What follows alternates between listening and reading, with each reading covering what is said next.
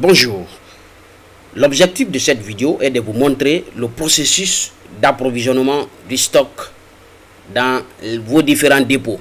Donc, il s'agit du stock initial.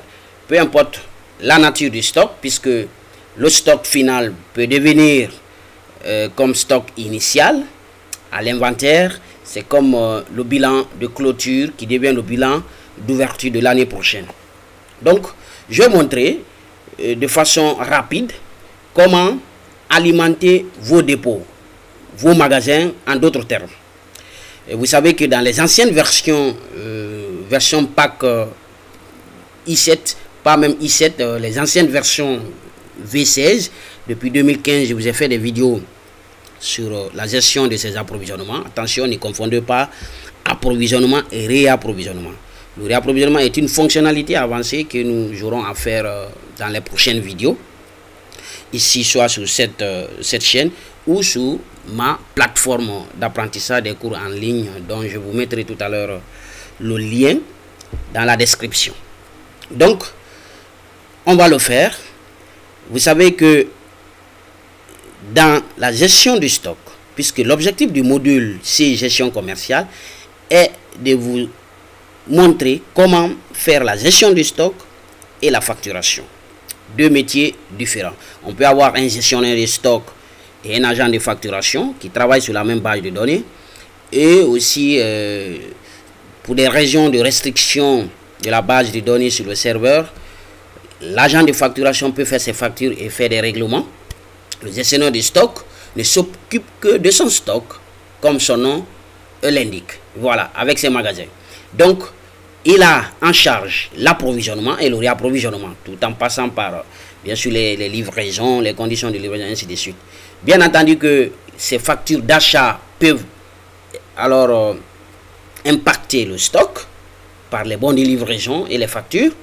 Mais quand on parle de stock initial, ça peut être une base de données initiale, ça peut être déjà une boutique que vous venez de paramétrer, un supermarché, une pharmacie, n'importe quelle entreprise commerciale dont vous décidez de vendre ces articles. Donc, le stock initial, vous pouvez l'alimenter selon trois façons. Donc, nous pouvons le faire par la saisie des mouvements d'entrée que nous allons voir tout à l'heure. Nous pouvons également le faire par la saisie d'un inventaire et par importation d'une situation d'inventaire déjà réalisée par l'équipe qui ont effectué l'inventaire sur le terrain, l'inventaire physique et l'inventaire, disons, réel. Donc, pour ces ajustements des écarts de stock, là, on viendra pour faire les inventaires, puisque la gestion d'inventaire aussi, ou la préparation d'une mission d'inventaire sous le logiciel Sage est aussi autre chose, puisqu'il y a plusieurs documents à établir de façon physique, mais dans le logiciel, nous allons voir comment procéder à l'inventaire des stocks et à la régularisation dans les prochaines vidéos, même si ce n'est pas sur YouTube, mais peut-être sur ma plateforme, dont vous trouverez le lien dans la description. Donc, vous savez que je ne peux pas revenir sur des vidéos où j'ai parlé des basiques, et ça même c'est une vidéo basique, parce que déjà, si vous cherchez sur cette chaîne, sur ma chaîne YouTube, bien sûr, vous trouverez que j'ai fait déjà une vidéo dans la version 16.5, comment créer des articles, comment créer des familles d'articles et comment même approvisionner le stock, comment faire les documents d'achat. J'ai fait déjà dans une ancienne version. Mais aujourd'hui, c'est spécifique. Je vous balance cette vidéo sur cette YouTube parce que après, à la fin de cette vidéo, je vous montrerai, je vais vous rediriger quelque part où j'ai parlé sur l'importation des articles, parce que la création manuelle des articles, la majeure partie d'entre vous le faire, mais certains ont du mal à procéder aux opérations d'exportation et d'importation quand on a 1000, 2000 articles. Et c'est pas ici que je vais le réaliser. Cette vidéo, elle est disponible sur ma plateforme. Déjà, vous pouvez cliquer sur le lien qui est dans la description. Très bien. Donc, vous avez vos articles qui sont disponibles. C'est sous-entendu que vous avez aussi des familles d'articles, puisque la logique, vous le savez, vous ne pouvez pas avoir de famille d'articles et vous ne pouvez pas avoir d'articles sans qu'il ne soit rattaché aux familles. vos magasins, vous les avez. Donc on a un seul dépôt ici. Et je reviendrai sur une vidéo spécifique sur les collaborateurs. Puisque là, c'est la gestion. On va commencer du paramétrage jusqu'à la présentation du rapport des commerciaux. Très bien. C'est quand on va débuter la vente. Alors, donc, je vous ai dit que on a 3 façons, en tout cas, d'approvisionner notre stock. C'est juste la première méthode. Nous allons nous contenter de ça. C'est ce que je vais vous montrer.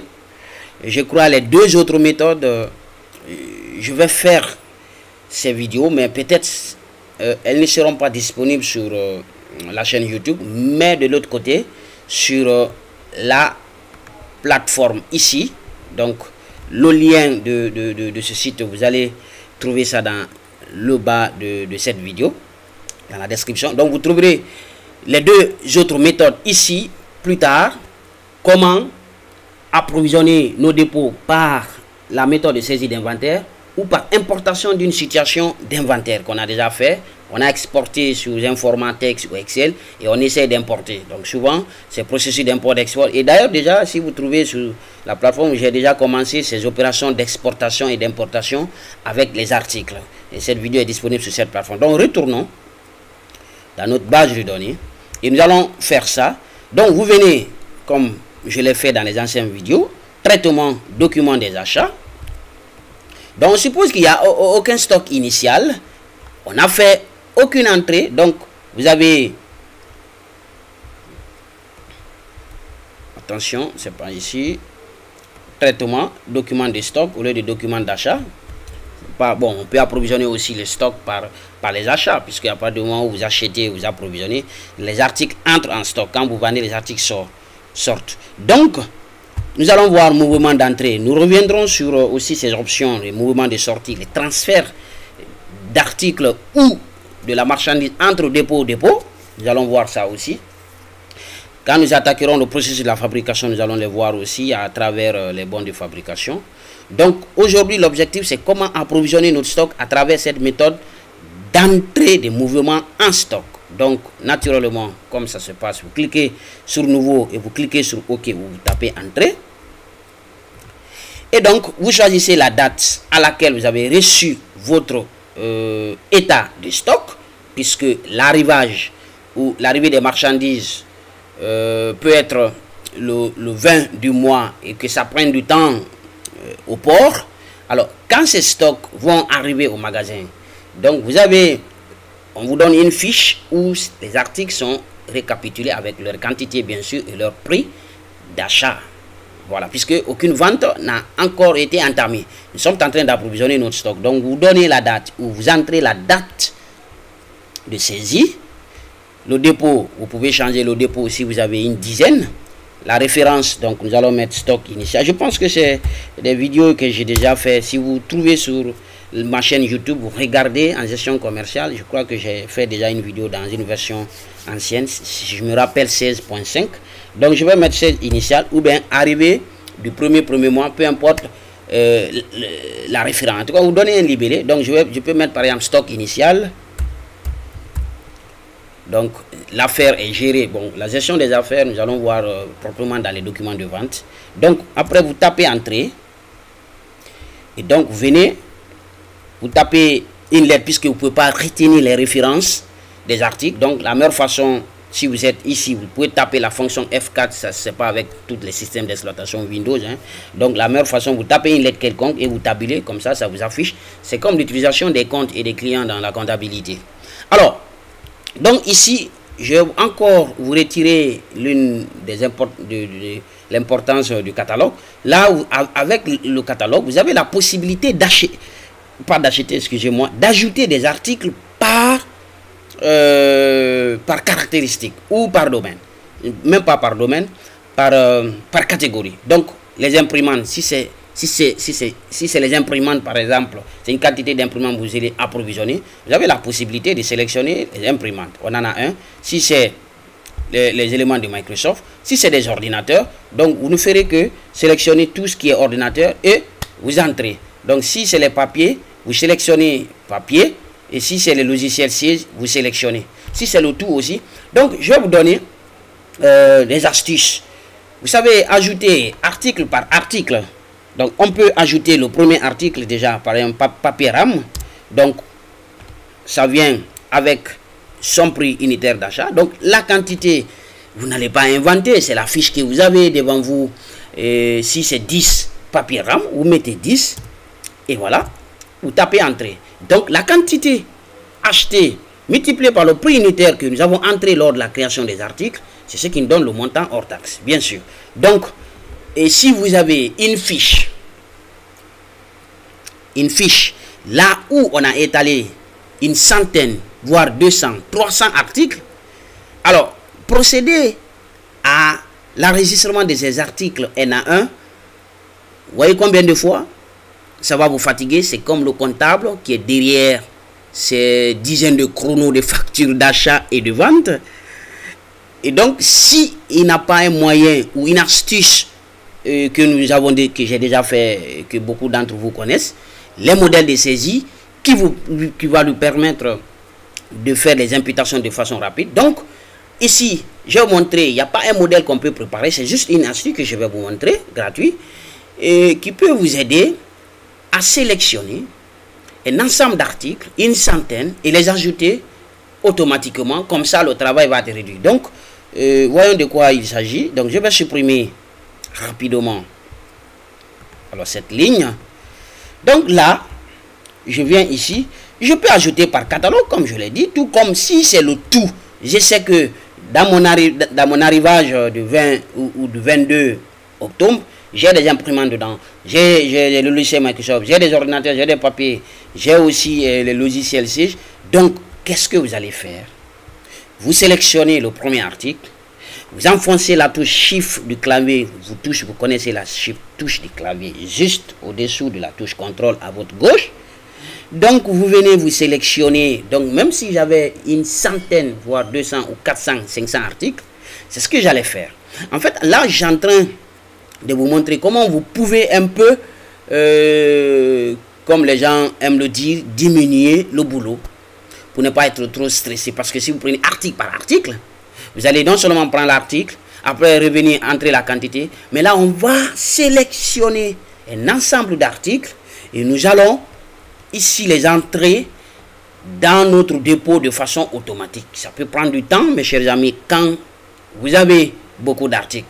Là, j'ai tous mes articles, vous avez entré tous vos articles, sauf qu'il vous reste les quantités, parce que vous n'allez pas entrer les quantités au hasard. Les quantités sont sous cette fiche qu'on vous a amené du port ou de l'étranger, si vous avez importé, ou bien c'est un achat local que vous avez une facture devant vous. Donc, il ne vous reste plus qu'à entrer quantité par quantité. Donc, quand vous prenez papier RAM, vous regardez juste maintenant sur le papier couché devant vous sur la table, vous regardez juste la partie quantité. Donc, papier RAM 100, valeur de 80 000. La quantité ici, c'est alors 50. Vous entrez 50. Ici, si aussi c'est 50, vous entrez 50. Alors, une autre astuce, à supposer que vous avez fait une commande de 50, 50, 50, 50 de tous les articles. Ça peut forcément ne pas être comme ça, hein, puisque 50, 50, ça peut ne pas être comme ça. Bon, autre chose, j'ai raté une partie au niveau de ces montants. Donc, pour nous, quand je dis nous, notre pays qui n'a pas de centimes et dont la monnaie n'a pas de centimes, le franc guinéen, forcément, on aurait pu faire les montants en chiffres entiers. Donc, si c'est 50-50. Mais on peut aller corriger ça rapidement lorsque les articles ne sont pas. Alors, quand ces choses-là vous arrivent, même si je ne le fais pas, vous partez rapidement dans, ici, international, pas international, attention. Venez dans identification et vous voyez au niveau de monnaie format. Donc, au niveau de la quantité, vous pouvez changer. Mais à partir du moment où j'ai déjà utilisé les articles, je ne pense pas si ça va accepter. Puisque là, le logiciel dira que c'est impossible. Hein, parce que déjà, ce format est déjà utilisé. Donc, c'est comme ça que vous devez faire. Si la base est vierge, vous pouvez venir changer. Mais bon, à titre illustratif, donc on va aller rapidement. 50. Donc, à supposer que, alors, tous ces articles, la commande de tous ces articles est de 50. Donc, dans le dépôt, dans cette fenêtre de saisie, vous allez encore sélectionner tous les articles. Attention. Alors, non, là, ça marche pas. Ça marche pas, ça marche sous une condition. Donc, je vais le faire manuellement. Alors, mais je vais vous le faire. Hein. Je l'ai fait avant-hier. Je vais vous le faire. Je crois qu'il y a... Ici, je dois rendre les colonnes libres. Donc, il faut que je reparte paramétrer et autoriser certaines colonnes pour que ça me donne la main. Donc, vous entrez manuellement une centaine. Mais là, comme ça, le travail est un peu allégé. Puisque si on se mettait à mettre article par article, donc 80, je ne ferai que entrer les quantités maintenant. Je pense que 50. Là, je suis en train de faire au hasard. Hein. Et puisque les quantités, vous n'allez pas mentir quand même. Ce qui ne doit pas entrer en stock. Donc 45. Pour le logiciel C, j'ai juste 2 CD de comptabilité cloud qu'on a en stock. Donc j'ai une cinquantaine de sièges cloud GESCOM qu'on va distribuer. Immobilisation G5. Pour la trésorerie G5 aussi. Pour siège C100 cloud paye et RH, j'ai une dizaine de CD version standard. Voilà. Donc à cette date, nous avons un montant de 2,645,250,000 de francs guinéens. Donc nous pouvons aisément imprimer notre brouillard de saisie. À partir de là, nous pouvons imprimer le modèle. Donc il suffit que je pars récupérer le modèle. Donc je ne vais pas entrer dans ça, dans ce détail. Je vais aller récupérer le modèle de mouvement d'entrée. Je l'ai une fois fait. Si vous cherchez sur cette vidéo et sur cette chaîne, dans la version ancienne, vous allez voir. Donc, sauf que peut-être que c'est l'astuce là, j'avais ignoré. Donc, à partir de là, vous avez déjà approvisionné votre stock de marchandises ou de matières premières. Bien, mes chers amis, je pense que c'est ce que j'avais à vous montrer. C'est pas quelque chose d'impressionnant, mais c'est que c'est justement pour vous dire qu'il y a 3 façons. Et cette première méthode, c'est l'approvisionnement par la méthode de mouvement d'entrée. Voilà, à travers déjà cette astuce que je viens de vous montrer. Et la deuxième méthode, c'est comment procéder à la saisie ou à l'approvisionnement du stock en passant par la saisie de l'inventaire. Ou, c'est-à-dire la saisie d'inventaire. Alors, la gestion de l'approvisionnement, on reviendra. Donc, la saisie d'inventaire, ça va être la deuxième méthode. Mais là, tenez-vous, il faut passer, il faut être attentif pour pouvoir le faire, puisque c'est la même chose, hein, il n'y a rien de spécifique, sinon que là, c'est le type d'inventaire surtout. Donc, il faut savoir si c'est le stock à la date indiquée ou le cumul de stock. S'il s'agit des régularisations, là on est en fin d'année. Mais s'il s'agit de approvisionner le stock initial par exemple, dans notre cas, c'est autre chose.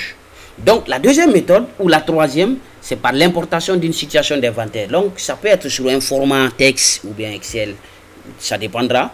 Donc nous allons récupérer ou ces fichiers ou cette base que nous allons importer. Là, ça trouve que le fichier a été traité, soit le format texte. Donc ça, c'est autre chose. Donc, je ferai ces 2 vidéos et peut-être qu'ils seront disponibles sur ma plateforme d'apprentissage des cours en ligne. Et vous trouverez plein d'autres vidéos là-bas aussi, en comptant GESCOM, IMOPay, ainsi de suite. Cliquez sur le lien en bas dans la description. Et moi, je vous retrouve dans un bref délai pour aussi une autre expérience, une autre aventure. Ça pourrait être en GESCOM ou en gestion des IMO ou la paye ou autre module. En tout cas, il y en a beaucoup, hein. Vous savez, c'est bien reporting, c'est document manager, c'est scan connect. Et ça, c'est les modules, ce sont des nouveautés. D'ailleurs, on parle de Sensei, donc vous savez que c'est cette connexion, cette collaboration, cette connectivité qui fait la particularité de cette gamme. Donc la version essentielle, la version standard ou premium, la gamme Sensei. Et vous avez plein de nouveautés. Donc d'abord, je reviendrai pour vous montrer une version récente où aussi il y a des nouveautés qui ont été introduites et qui pourra beaucoup aider la majeure partie d'entre vous qui utilisez déjà cette dernière version. À bientôt.